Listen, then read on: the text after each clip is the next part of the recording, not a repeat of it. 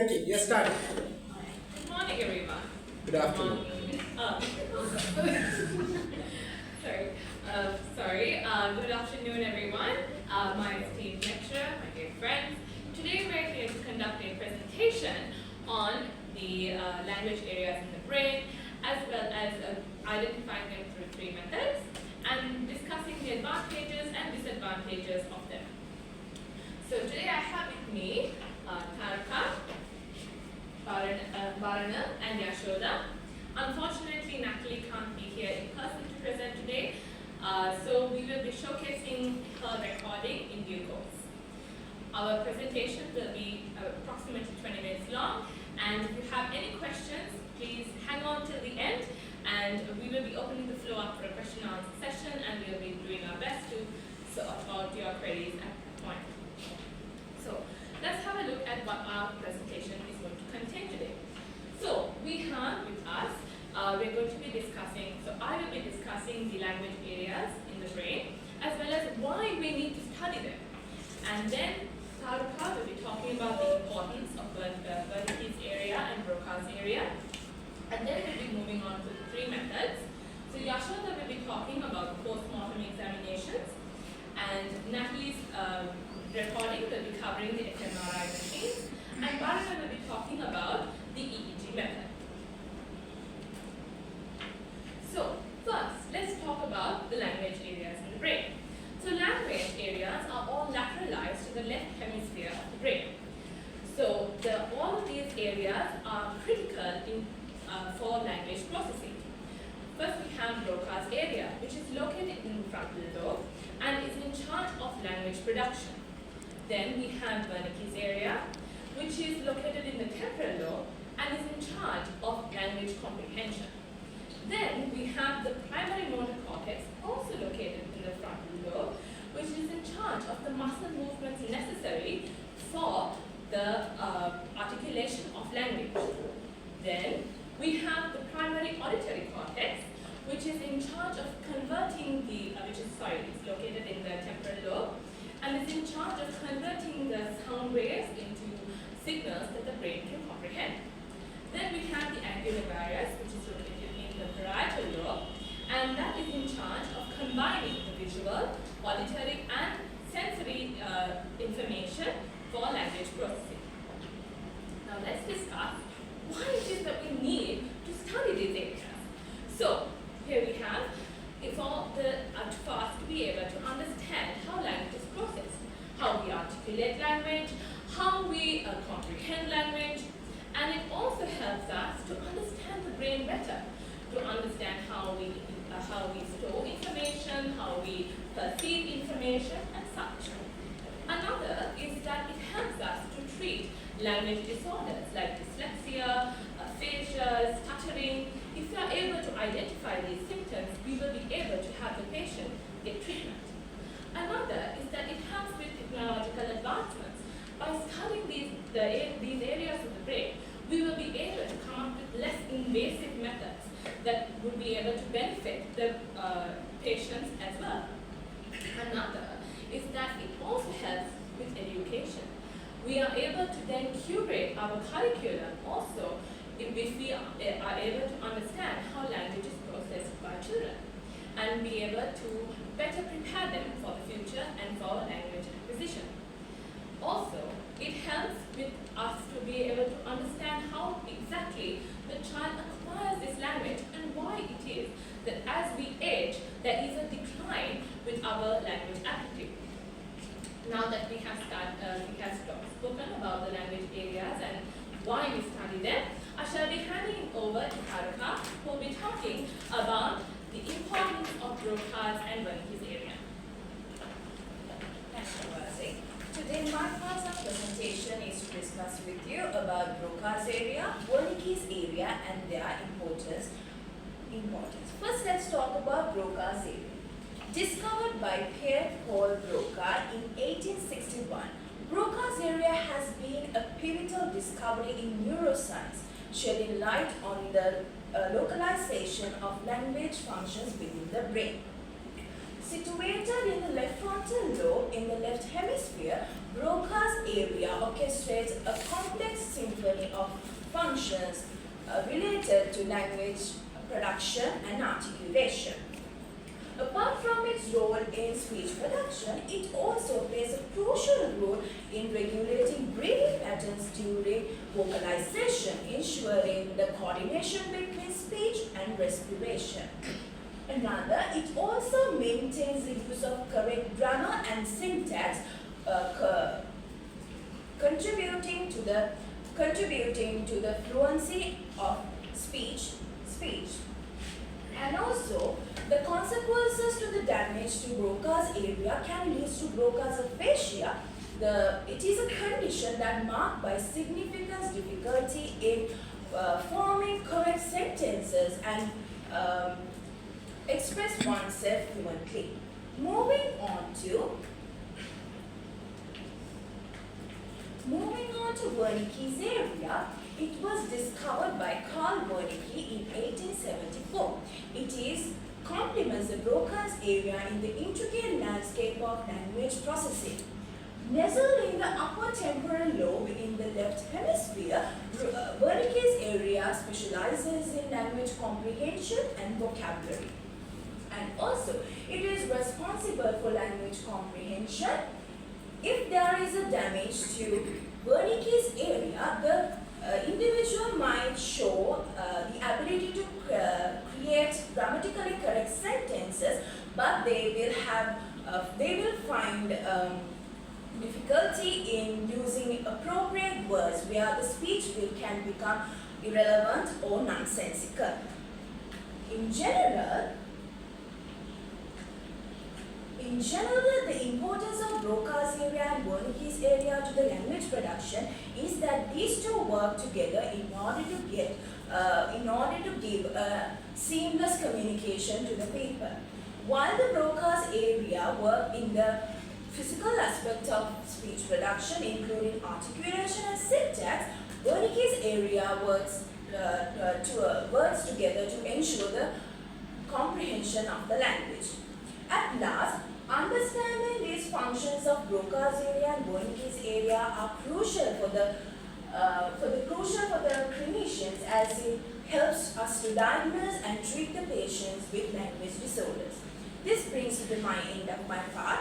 I hand over you to Yashoda, who will be talking with you about one of the three methods to study the brain, post-mortem examination. Thank you, Radhika. My part of this presentation is to introduce what is postmortem, the procedure of the postmortem, as well as the advantages and disadvantages of the postmortem. So let us learn what is postmortem. One of the most important actions to be done in a medical field is postmortem. Postmortem is also known as the autopsy. It is done by after death and examining a dead body as well as the brain. The postmortem is also done by specialized doctors who is known as the Royal College of Pathologists as well as the HTM. It is human HTM. Why postmortem is so important? Postmortem will be informing us how a person has died. So let us learn how the postmortem has been proceeded. The postmortem is an examination which will take place, which is similar to a surgery theatre, and is also introduced a person, but how, when and why has died. And mostly the pathologist will be open the dead body and taking out the organs. Sometimes some of the organs can be identified the dead body, the diseases, or else some of the organs should be examined to check the disease. Most of the time the post-mortem will take 2 to 3 days. Sometimes some post-mortem will be done in 24 hours. So we talked about what is post-mortem, how the procedures is going on. are several advantages and disadvantages of postmortem. Number one, providing a foundation and understanding the brain, Broca and Wernicke both rely on the postmortem examination. As we said, it is easy if there is a problem or some kind of disease shall be identified from Broca's and Wernicke's area. Improve medical knowledge. Of course, from the post-mortem examination, if a person has died, some kind of disease, which can cure previous before that person died, it will be easy for other patients to be rescued. Help to generate a hypothesis for the study. Of course, it will easier for the studies as well. And high spell resolution, deeper understanding and functional evidence. Not only for medical firm, sometimes post-mortem is important law form as well. So not only for the good thing, there are also bad. So let us see what are the disadvantages of a post-mortem.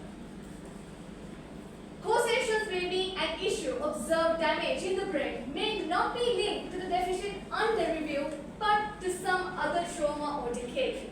Sometimes some people die not because of the accident or disease. There must be some other reasons which we can't identify through a post-mortem. Raise ethical issues and concerns from the patients before death. As I said, it's very hard to identify if that person has depression or something else, they have mental issue. And number three, environmental and life factors. If that dead body is already has been destroyed, it's so hard to identify. So let me give the other part to Natalie, who will introduce the fMRI machines. Natalie. Thank you, Ashanta. So today I will be explain the importance of fMRI as well as its advantages and disadvantages as well.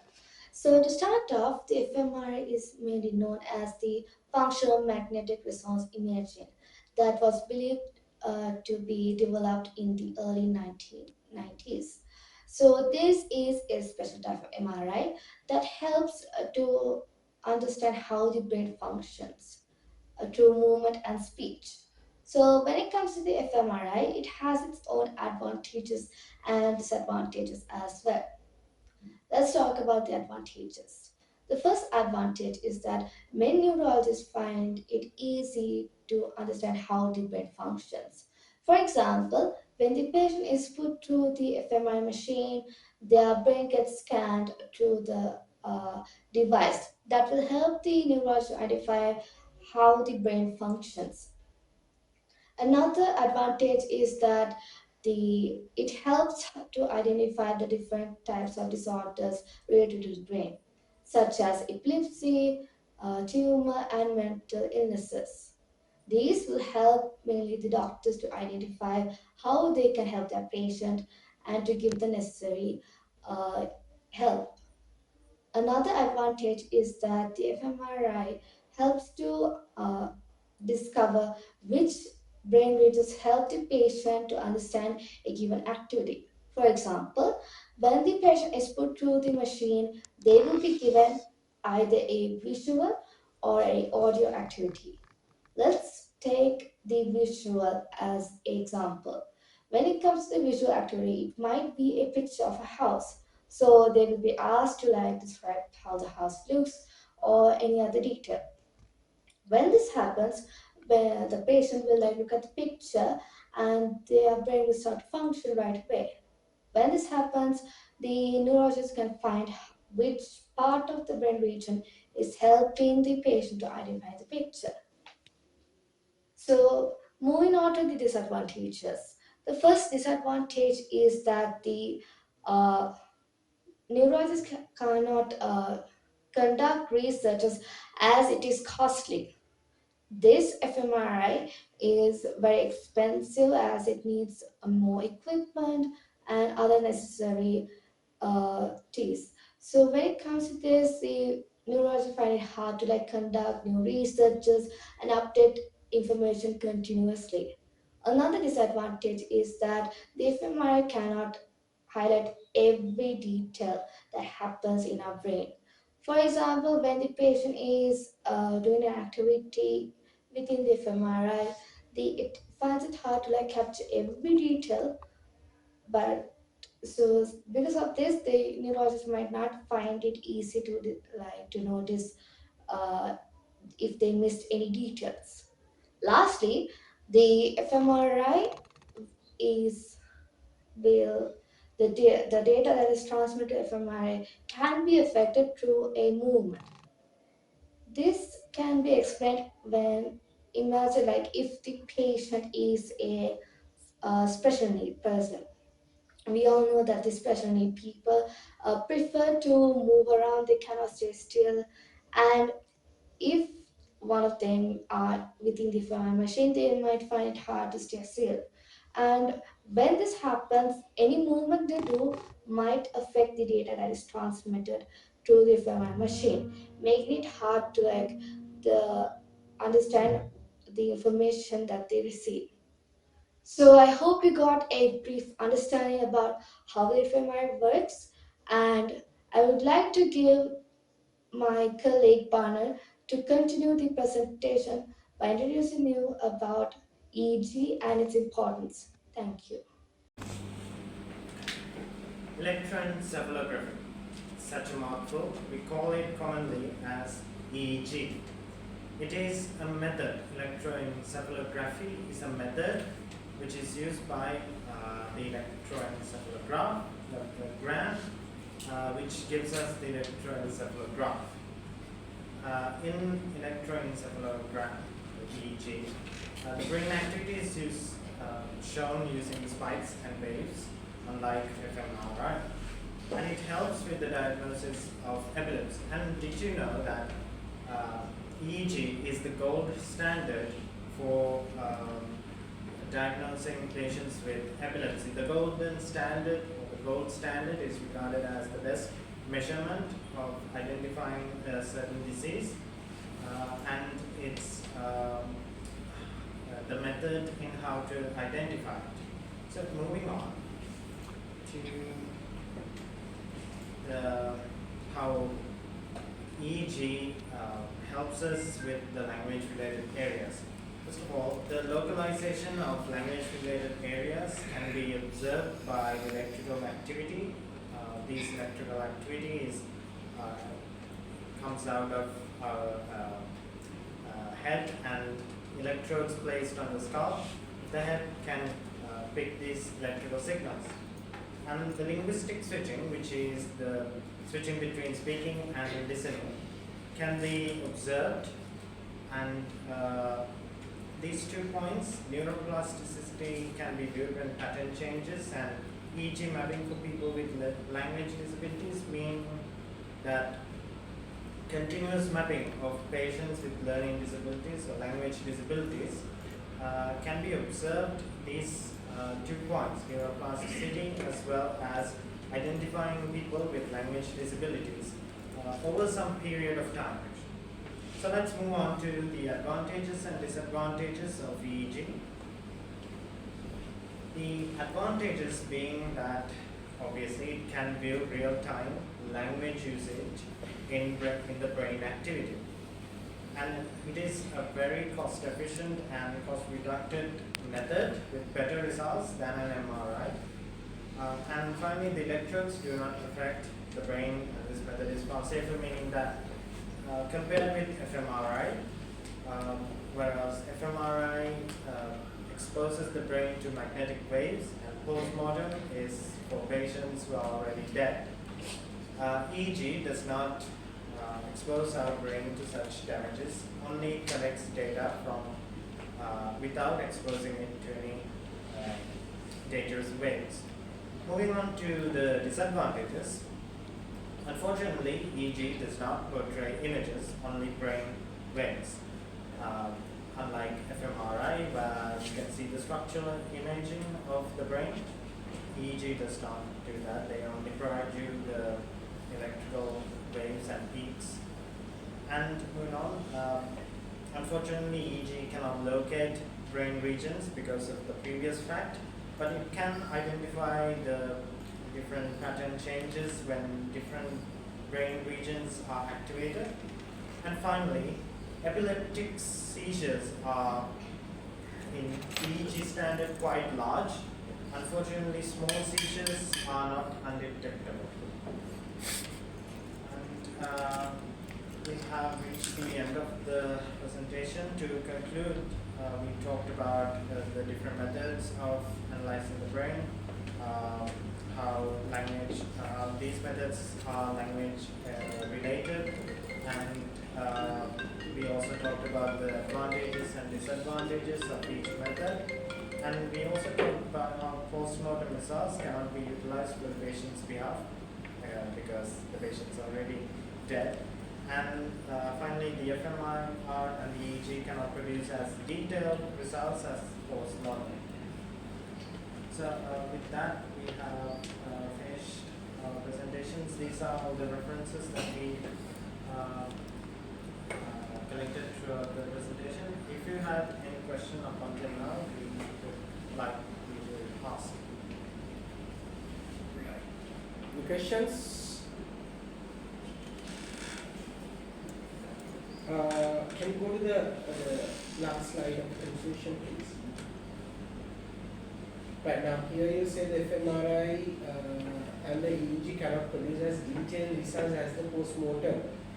Does that mean that is it correct if I take this sentence as when it comes to different methods of studying the brain that post-mortem is more effective?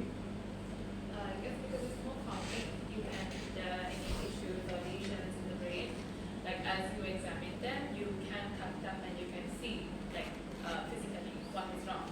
Whereas with the fMRI, as Natalie mentioned, if you move a little bit, the results aren't going to be as accurate as it should be. And with the EEG, also if there is any inhibitors, like you can receive the sound, the waves, like also that would be an issue, and you won't have an accurate reading. So in which case, can you elaborate on the historical significance of the post-mortem examinations in understanding the language-related regions of the brain such as Broca's areas and Wernicke's areas? Yeah.